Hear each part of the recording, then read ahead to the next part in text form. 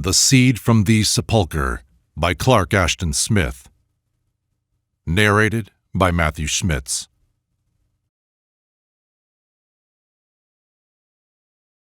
"Yes, I found the place," said Falmer. "It's a queer sort of place, pretty much as the legends describe it." He spat quickly into the fire, as if the act of speech had been physically distasteful to him, and half averting his face from the scrutiny of Thone, stared with morose and somber eyes into the jungle-matted Venezuelan darkness. Thone, still weak and dizzy from the fever that had incapacitated him for continuing their journey to its end, was curiously puzzled. Falmer, he thought, had undergone an inexplicable change during the 3 days of his absence, a change that was too elusive in some of its phases to be fully defined or delimited. Other phases, however, were all too obvious. Falmer, even during extreme hardship or illness, had heretofore been unquenchably loquacious and cheerful.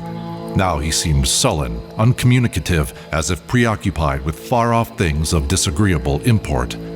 His bluff face had grown hollow, even pointed, and his eyes had narrowed to secretive slits. Thone was troubled by these changes, though he tried to dismiss his impressions as mere distempered fancies due to the influence of the ebbing fever. "But you can't tell me what the place was like?" he persisted. "There isn't much to tell," said Falmer in a queer, grumbling tone. "Just a few crumbling walls and falling pillars. But didn't you find the burial pit of the Indian legend where the gold was supposed to be?" "I found it, but there was no treasure." Falmer's voice had taken on a forbidding surliness, and Thone decided to refrain from further questioning. "I guess," he commented lightly, "that we had better stick to orchid hunting. Treasure trove doesn't seem to be in our line. By the way, did you see any unusual flowers or plants during the trip?" "Hell no," Falmer snapped. His face had gone suddenly ashen in the firelight, and his eyes had assumed a set glare that might have meant either fear or anger. "Shut up, can't you? I don't want to talk. I've had a headache all day. Some damned Venezuelan fever coming on, I suppose. We'd better head for the Orinoco tomorrow. I've had all I want of this trip." James Falmer and Roderick Thone, professional orchid hunters with 2 Indian guides, had been following an obscure tributary of the upper Orinoco. The country was rich in rare flowers, and beyond its floral wealth, they had been drawn by vague but persistent rumors among the local tribes concerning the existence of a ruined city somewhere on this tributary, a city that contained a burial pit in which vast treasures of gold, silver, and jewels had been interred together with the dead of some nameless people. The 2 men had thought it worthwhile to investigate these rumors. Thone had fallen sick while they were still a full day's journey from the site of the ruins, and Falmer had gone on in a canoe with one of the Indians, leaving the other to attend to Thone. He had returned at nightfall of the 3rd day following his departure. Thone decided after a while, as he lay staring at his companion, that the latter's taciturnity and moroseness were perhaps due to disappointment over his failure to find the treasure. It must have been that, together with some tropical infection working in the man's blood. However, he admitted doubtfully to himself, it was not like Falmer to be disappointed or downcast under such circumstances. Falmer did not speak again, but sat glaring before him as if he saw something invisible to others beyond the labyrinth of fire-touched boughs and lianins in which the whispering, stealthy darkness crouched. Somehow, there was a shadowy fear in his aspect. Thone continued to watch him and saw that the Indians, impassive and cryptic, were also watching him, as if with some obscure expectancy. The riddle was too much for Thone, and he gave it up after a while, lapsing into restless, fever-turbulent slumber from which he awakened at intervals to see the set face of Falmer, dimmer and more distorted each time with the slowly dying fire and the invading shadows. Thone felt stronger in the morning. His brain was clear, his pulse tranquil once more, and he saw with mounting concern the indisposition of Falmer, who seemed to rouse and exert himself with great difficulty, speaking hardly a word and moving with singular stiffness and sluggishness. He appeared to have forgotten his announced project of returning toward the Orinoco, and Thone took entire charge of the preparations for departure. His companion's condition puzzled him more and more. Apparently there was no fever, and the symptoms were wholly ambiguous. However, on general principles, he administered a stiff dose of quinine to Falmer before they started. The paling saffron of sultry dawn sifted upon them through the jungle tops as they loaded their belongings into dugouts and pushed off down the slow current. Thone sat near the bow of one of the boats with Falmer in the rear, and a large bundle of orchid roots and part of their equipment filling the middle. The two Indians occupied the other boat, together with the rest of the supplies. It was a monotonous journey. The river wound like a sluggish olive snake between dark, interminable walls of forest from which the goblin faces of orchids leered. There were no sounds other than the splash of paddles, the furious chattering of monkeys, and petulant cries of fiery-colored birds. The sun rose above the jungle and poured down a tide of torrid brilliance. Thone rode steadily, looking back over his shoulder at times to address Falmer with some casual remark or friendly question. The latter, with dazed eyes and features queerly pale and pinched in the sunlight, sat dully erect and made no effort to use his paddle. He offered no reply to the queries of Thone, but shook his head at intervals with a sort of shuddering motion that was plainly involuntary. After a while, he began to moan thickly, as if in pain or delirium. They went on in this manner for hours. The heat grew more oppressive between the stifling walls of jungle. Thone became aware of a shriller cadence in the moans of his companion. Looking back, he saw that Falmer had removed his sun helmet, seemingly oblivious to the murderous heat, and was clawing at the crown of his head with frantic fingers. Convulsions shook his entire body. The dugout began to rock dangerously as he tossed to and fro in a paroxysm of manifest agony. His voice mounted to a high, unhuman shrieking. Thone made a quick decision. There was a break in the lining palisade of somber forest, and he headed the boat for shore immediately. The Indians followed, whispering between themselves and eyeing the sick man with glances of apprehensive awe and terror that puzzled Thone tremendously. He felt that there was some devilish mystery about the whole affair, and he could not imagine what was wrong with Falmer. All the known manifestations of malignant tropical diseases rose before him like a rout of hideous phantasms, but among them he could not recognize the thing that had assailed his companion. Having gotten Falmer ashore on a semicircle of liana-latticed beach without the aid of the Indians, who seemed unwilling to approach the sick man, Thone administered a heavy hypodermic injection of morphine from his medicine chest. This appeared to ease Falmer's suffering, and the convulsions ceased. Thone, taking advantage of their remission, proceeded to examine the crown of Falmer's head. He was startled to find, amid the thick, disheveled hair, a hard and pointed lump which resembled the tip of a beginning horn, rising under the still unbroken skin. As if endowed with erectile and resistless life, it seemed to grow beneath his fingers. At the same time, abruptly and mysteriously, Falmer opened his eyes and appeared to regain full consciousness. For a few minutes, he was more his normal self than at any time since his return from the ruins. He began to talk, as if anxious to relieve his mind of some oppressing burden. His voice was peculiarly thick and toneless, but Thone was able to follow his mutterings and piece them together. "The pit! The pit!" said Falmer. "The infernal thing that was in the pit, in the deep sepulchre. I wouldn't go back there for the treasure of a dozen Eldorados. I didn't tell you much about those ruins, Thone. Somehow it was hard, impossibly hard to talk. I guess the Indian knew there was something wrong with the ruins. He led me to the place, but he wouldn't tell me anything about it. And he waited by the riverside while I searched for the treasure. Great gray walls there were, older than the jungle. Old as death and time. They must have been quarried and reared by people from some lost planet. They loomed and leaned at mad, unnatural angles, threatening to crush the trees about them.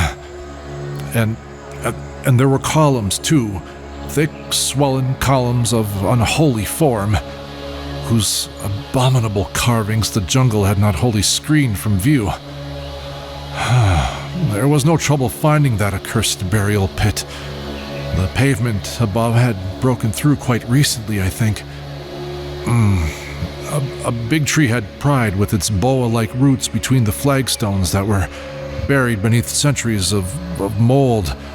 One of the flags had been tilted back on the pavement, and another had fallen through into the pit. There was a large hole whose bottom I could see dimly in the forest-strangled light. Something glimmered palely at the bottom, but I couldn't be sure what it was. I had taken along a coil of rope, as you remember. I tied one end of it to a main root of the tree, dropped the other through the opening, and went down like a monkey. When I got to the bottom, I could see little at first in the gloom, except the whitish glimmering all around me at my feet. Something that was unspeakably brittle and friable crunched beneath me when I began to move. I turned on my flashlight and saw that the place was fairly littered with bones. Human skeletons. They lay tumbled everywhere. They must have been removed long ago. I groped around amid the bones and dust, feeling pretty much like a ghoul, but couldn't find anything of value.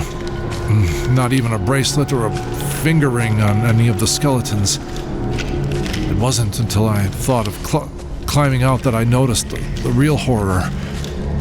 In one of the corners, the corner nearest to the opening in the roof, I looked up and saw it in the webby shadows. 10 feet above my head it hung,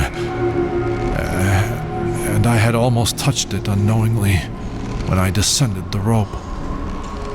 It looked like a sort of white lattice work at first. Then I saw that the lattice was partly formed of human bones, a complete skeleton, very tall and stalwart, like that of a warrior. A pale, withered thing grew out of the skull, like a set of fantastic antlers, ending in myriads of long and stringy tendrils that had spread upward till they reached the roof. They must have lifted the skeleton or body along with them as they climbed. I examined the thing with my flashlight. It must have been a plant of some sort, and apparently it had started to grow in the cranium. Some of the branches had issued from the cloven crown, others through the eye holes, the mouth, and the nose holes to flare upward, and the roots of the blasphemous thing had gone downward, trellising themselves on every bone. The very toes and fingers were ringed with them, and they drooped in writhing coils. Worst of all, the ones that had issued from the toe ends were rooted in a second skull, which dangled just below, with fragments of the broken-off root system. There was a litter of fallen bones on the floor in the corner. The sight made me feel a little weak somehow, and more than a little nauseated, that abhorrent, inexplicable mingling of the human and the plant.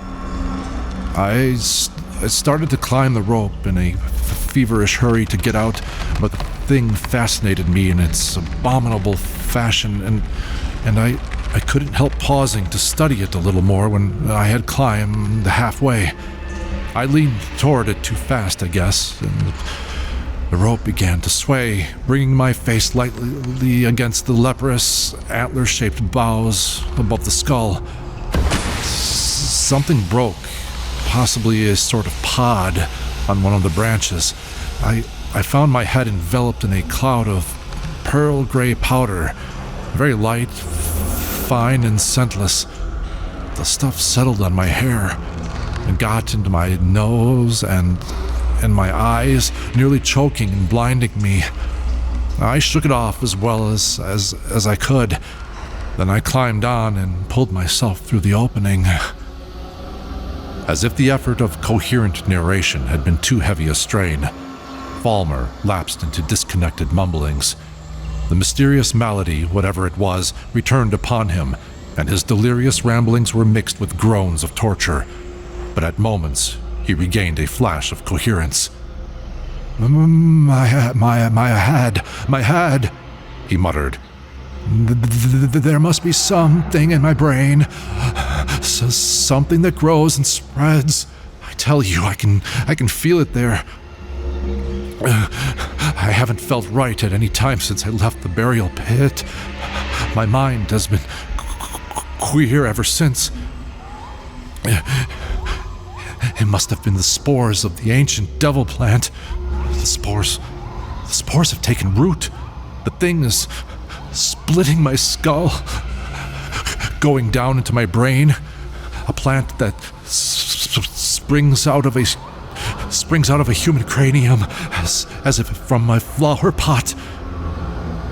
The dreadful convulsions began once more, and Falmer writhed uncontrollably in his companion's arms, shrieking with agony.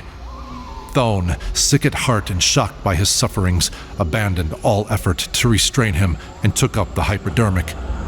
With much difficulty, he managed to inject a triple dose, and Falmer grew quiet by degrees and lay with open, glassy eyes, breathing stertorously.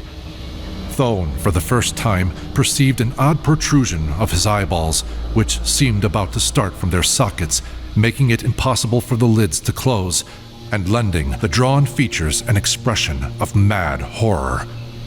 It was as if something were pushing Falmer's eyes from his head. Thone, trembling with sudden weakness and terror, felt that he was involved in some unnatural web of nightmare. He could not, dared not believe the story Falmer had told him and its implications. Assuring himself that his companion had imagined it all, had been ill throughout with the incubation of some strange fever, he stooped over and found that the horn-shaped lump on Falmer's head had now broken through the skin. With a sense of unreality, he stared at the object that his prying fingers had revealed amid the matted hair.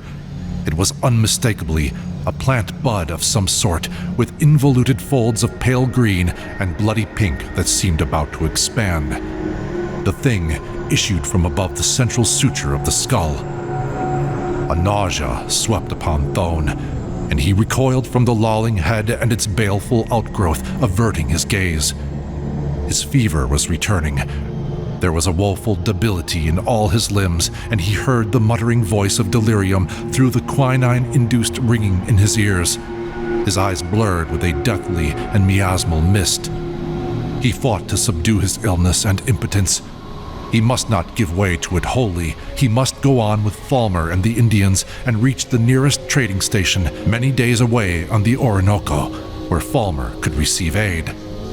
As if through sheer volition, his eyes cleared, and he felt a resurgence of strength. He looked around for the guides and saw with a start of uncomprehending surprise that they had vanished. Peering further, he observed that one of the boats, the dugout used by the Indians, had also disappeared. It was plain that he and Falmer had been deserted. Perhaps the Indians had known what was wrong with the sick man and had been afraid. At any rate, they were gone, and they had taken much of the camp equipment and most of the provisions with them. Thone turned once more to the supine body of Falmer, conquering his repugnance with effort. Resolutely, he drew out his clasped knife, and stooping over the stricken man, he excised the protruding bud, cutting as close to the scalp as he could with safety. The thing was unnaturally tough and rubbery. It exuded a thin, sanguineous fluid, and he shuddered when he saw its internal structure, full of nerve-like filaments with a core that suggested cartilage. He flung it aside, quickly, on the river sand. Then, lifting Falmer in his arms, he lurched and staggered towards the remaining boat. He fell more than once, and lay half-swooning across the inert body. Alternately, carrying and dragging his burden, he reached the boat at last. With the remainder of his failing strength, he contrived to prop Falmer in the stern against the pile of equipment. His fever was mounting apace.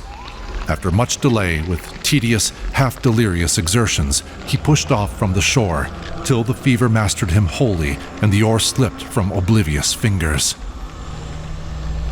He awoke in the yellow glare of dawn, with his brain and his senses comparatively clear. His illness had left a great languor, but his first thought was of Falmer. He twisted about nearly falling overboard in his debility, and sat facing his companion. Falmer still reclined, half sitting, half lying against the pile of blankets and other impedimenta. His knees were drawn up, his hands clasping them as if in titanic rigor. His features had grown as stark and ghastly as those of a dead man, and his whole aspect was one of mortal rigidity. It was this, however, that caused Thone to gasp with unbelieving horror. During the interim of Thone's delirium and his lapse into slumber, the monstrous plant bud, merely stimulated, it would seem, by the act of excision, had grown again with preternatural rapidity from Falmer's head. A loathsome, pale green stem was mounting thickly and had started to branch like antlers after attaining a height of 6 or 7 inches.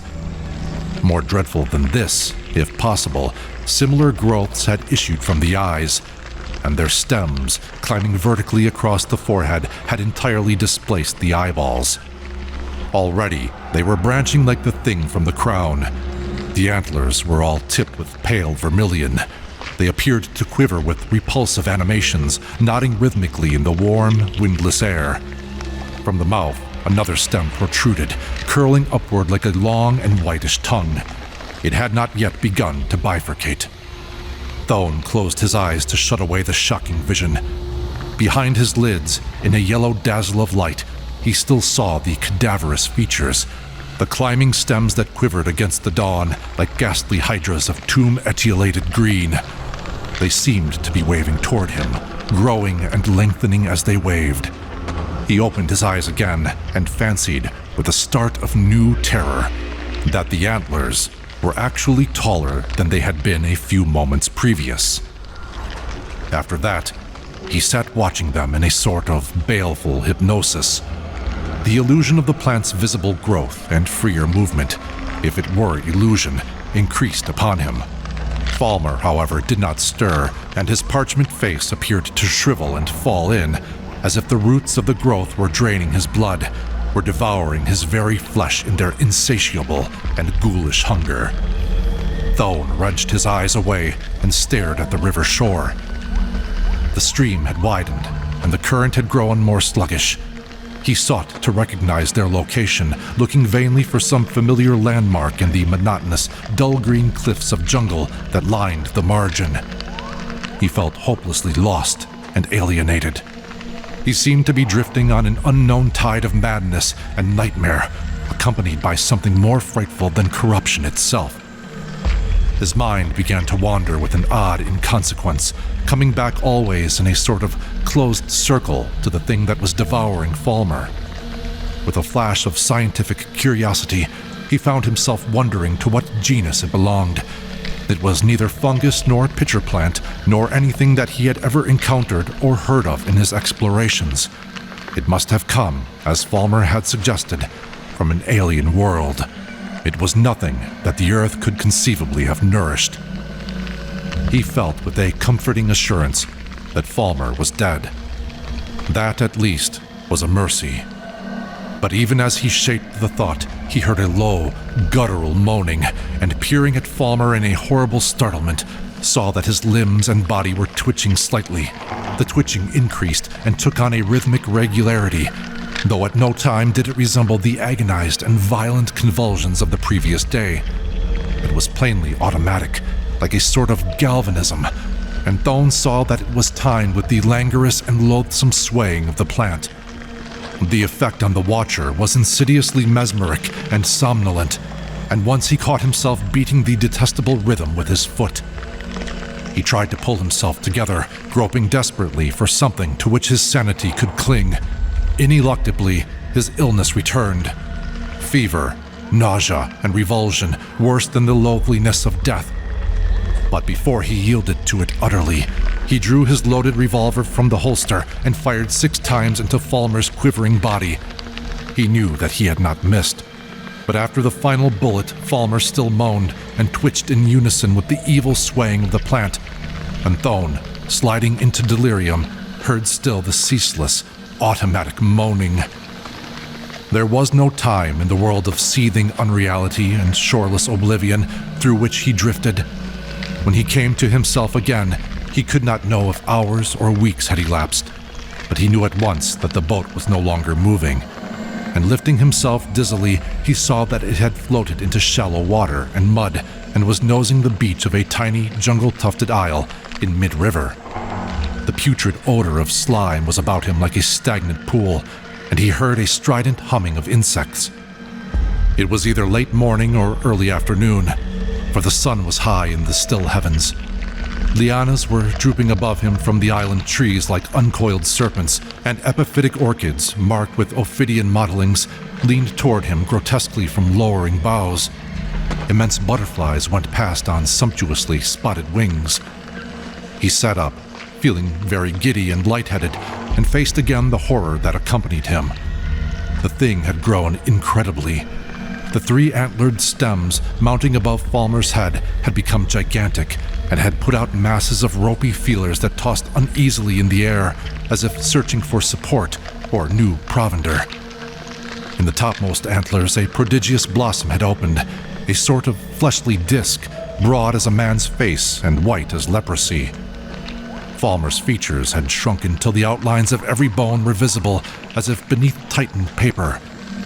He was a mere death's head in a mask of human skin, and beneath his clothing, the body was little more than a skeleton.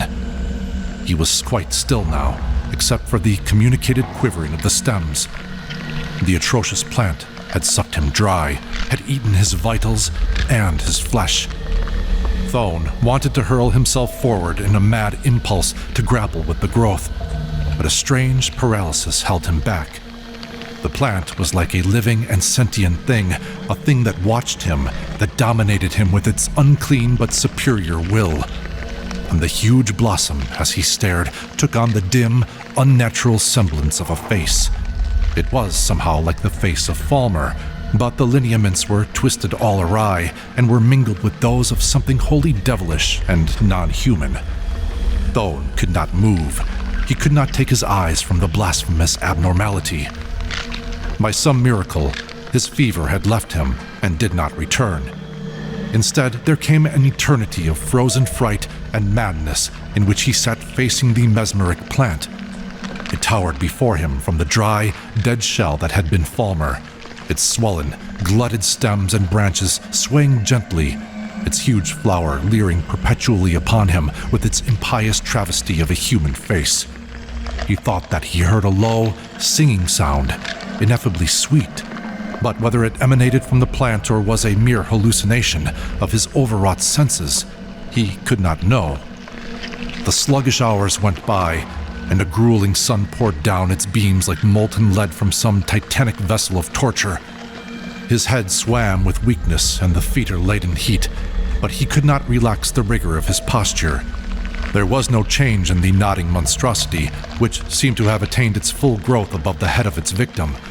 But after a long interim, Thone's eyes were drawn to the shrunken hands of Falmer, which still clasped the drawn-up knees in a spasmodic clutch. Through the ends of the fingers, tiny white rootlets had broken and were writhing slowly in the air, groping, it seemed, for a new source of nourishment. Then, from the neck and chin, other tips were breaking, and over the whole body, the clothing stirred in a curious manner, as if with the crawling and lifting of hidden lizards. At the same time, the singing grew louder, sweeter, more imperious, and the swaying of the great plant assumed an indescribably seductive tempo. It was like the allurement of voluptuous sirens and the deadly languor of dancing cobras. Thone felt an irresistible compulsion. A summons was being laid upon him, and his drugged mind and body must obey it. The very fingers of Falmer, twisting viperishly, seemed beckoning to him. Suddenly, he was on his hands and knees in the bottom of the boat. Inch by inch, with terror and fascination contending in his brain, he crept forward, dragging himself over the disregarded bundle of orchid plants, inch by inch, foot by foot, till his head was against the withered hands of Falmer, from which hung and floated the questing roots. Some cataleptic spell had made him helpless. He felt the rootlets as they moved like delving fingers through his hair and over his face and neck, and started to strike in with agonizing, needle-sharp tips. He could not stir. He could not even close his lids. In a frozen stare, he saw the gold and carmine flash of a hovering butterfly as the roots began to pierce his pupils. Deeper and deeper went the greedy roots, while new filaments grew out to enmesh him like a witch's net. For a while, it seemed that the dead and the living writhed together in leashed convulsions. At last, Thone hung supine amid the lethal, ever-growing web. Bloated and colossal, the plant lived on. And in its upper branches, through the still, stifling afternoon, a second flower began to unfold.